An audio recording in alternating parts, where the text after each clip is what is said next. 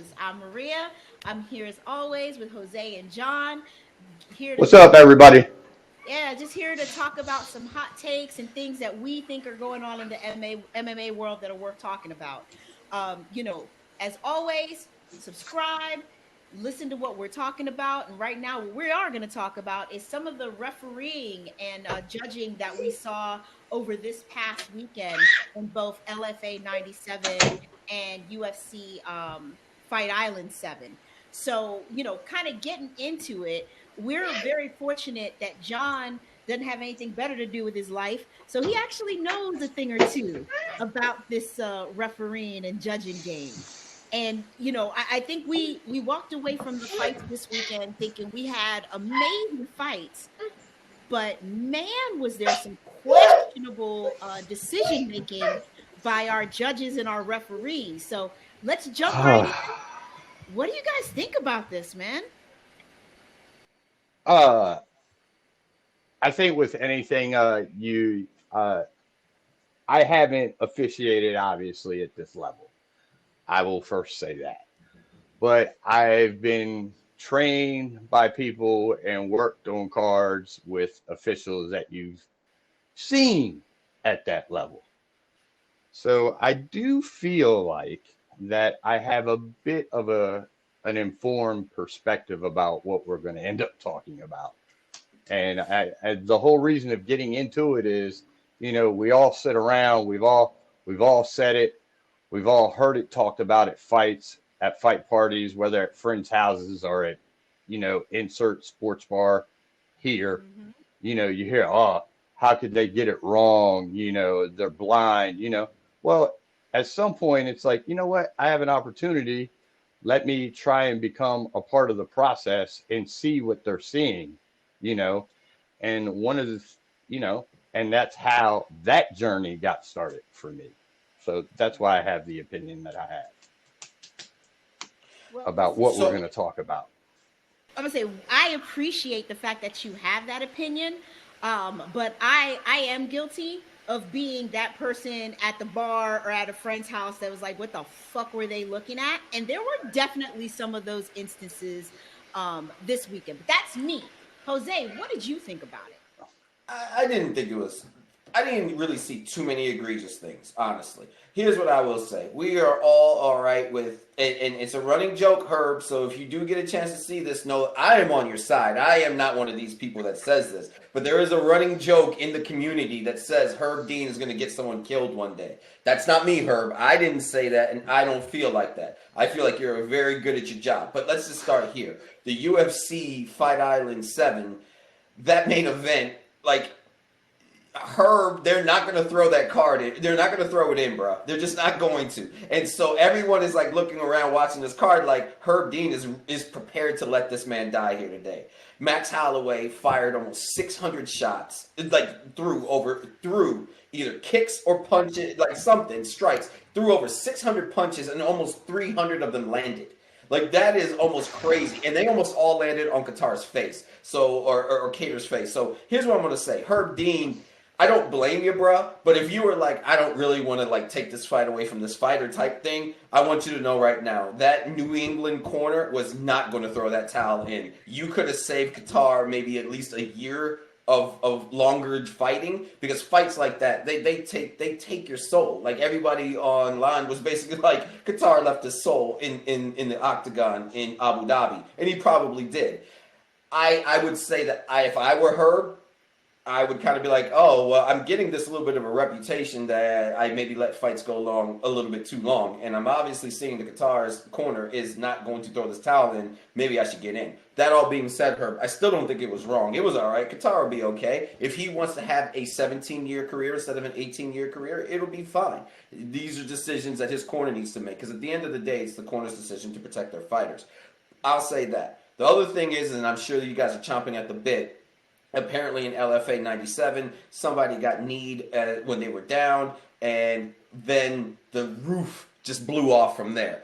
I want to say this right now. I get it. It was not a fight-ending sequence, and so if that's what the rules say, I think the Kansas sanctioning body and then the ref got it right. Let's see some more fights. Let's not try to stop this. I mean, you know what I mean? Like, And then the other thing, the last thing I'll say is that in one of the fights, in the Soriano fight with Todorovic, he is getting ready to finish Todorovic, and Todorovic's mouth, because he hits him so hard, comes spewing out. It falls in between the gaps of where the fence is, and Todorovic is just there like, yeah, I can't get it out. I don't know what to tell you. And so the ref, I think it's Herb, is like going like, oh, we need a second mouthpiece. And like Todorovic, like he got some time from there. And I'm just kind of like, these types of things, like, you know, like, I mean, it doesn't happen often, but like that would have been one of those things where if I'm Herb, I honestly at that point I'm really considering like,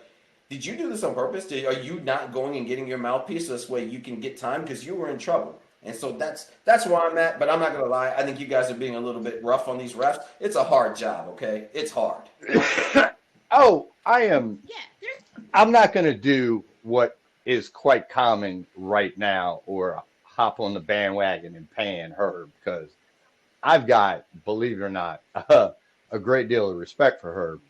But you know, I will agree to a point that you probably could have stopped the fight after the third round.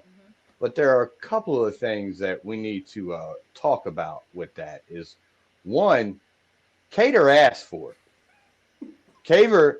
Cater put out, he's a freshman, I'm a senior, and I'm gonna put on a class. Oh, really? Really? Okay. that. You picked the Listen, you picked the wrong guy to talk that talk to. He cast that receipt like a millionfold. And then another thing, one of the things is that I would agree that you know, the corner is there to protect the fighter from her or himself.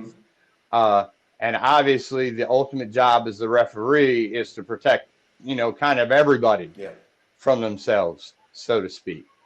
I could have told you that this was going to be, to quote a wrestling term, this was going to be a slobber knocker, because not only because of the two fighters involved, but as soon as they said Herb Dean was the official, let's go. This is going to be Hollywood entertainment. This is going to be great. Now, with that being said, when after the third, Cater never turned away. You know what I mean? Like, he never showed timidity.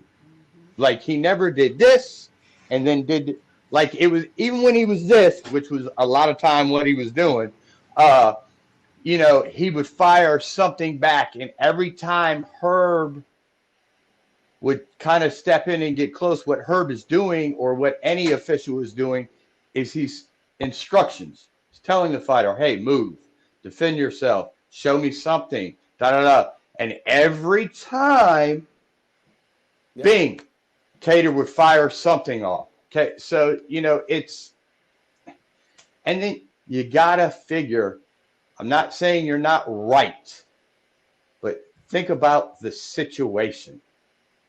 You're in the main event on the first card on free television on ABC Sports.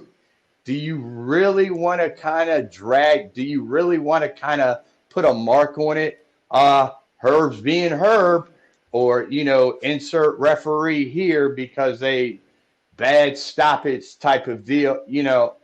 So it's I would have been okay with a stoppage after the third round, but I understand what was going on. And a lot of people don't understand that part of it. Yeah.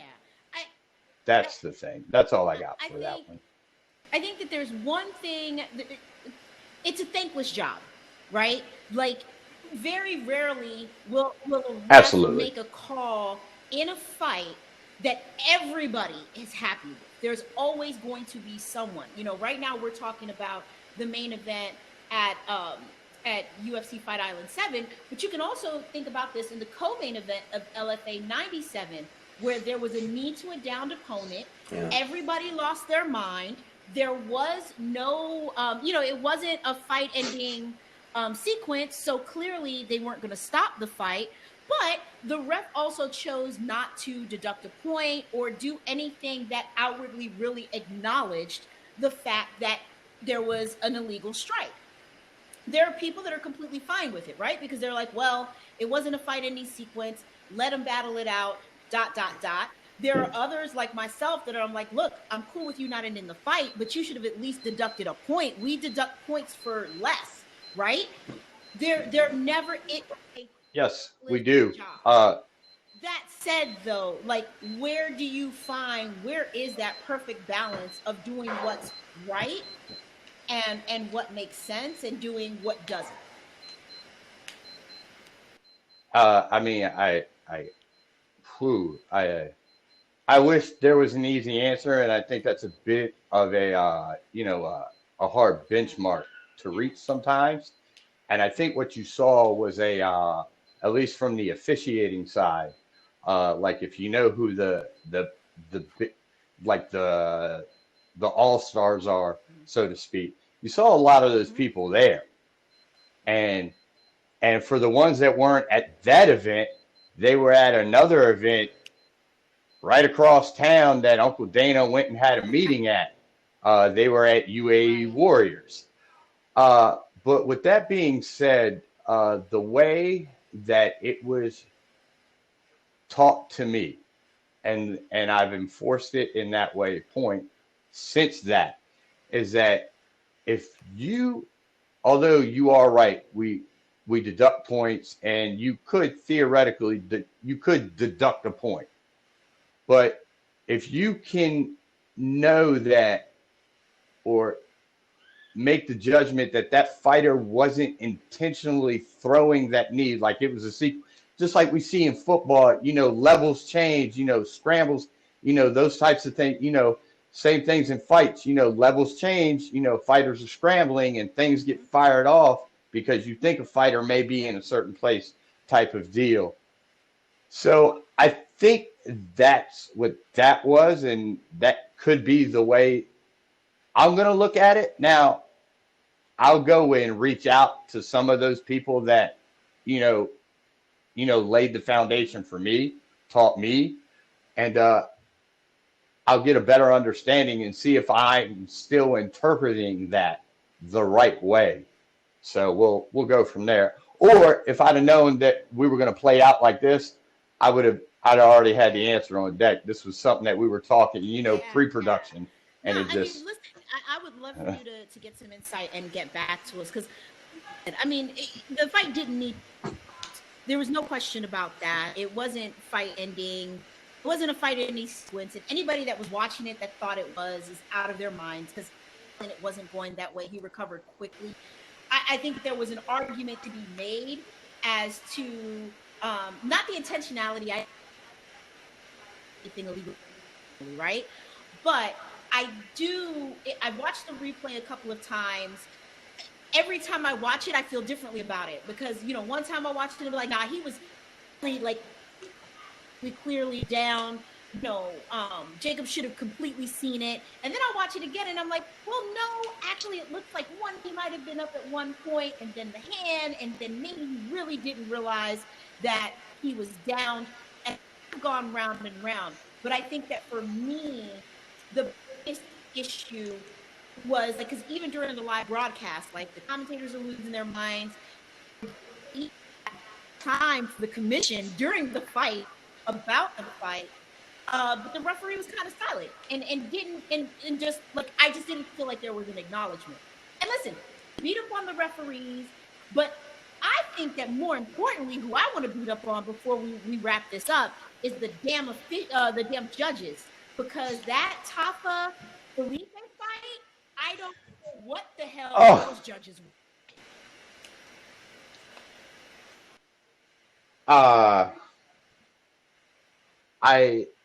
I'll say this. I'm not sure how many fights were on the fight card. I'm not sure exactly when they arrived in Abu Dhabi. kind of deal, and, jet lag and, things of that nature. Fight cards can be long and it can get very monotonous. But for the love of whatever you pray to, or if you don't pray, whatever, it's just like I thought that it was 29-28 Tafa. I thought it was, clearly it was a close fight. Even if you would have went 29-28 the other way, as long as you can logically make the explanation, which I think you could to a degree, for the other guy, then fine. But what was it, 30-27, all three, unanimous decision? Listen, I think we all know how I medicate and the level in which I constantly stay at. But Cheez-Its, people, come on. But main event, what did we see? We saw very different scorecards. We saw a scorecard in which the ABC has talked about at their new rules meeting when the new rules were enacted and they were written in things. These are the type of scores that they want the judges to score if they see the fights going that way. So you could very much conceivably have a fighter need a knockout or sub after one round, whether it be 10-8, actually 10-7, or even scored to 10-6, which you saw on judge number, I want to say number 3's scorecard, because of the scoring. It was 50. So I'm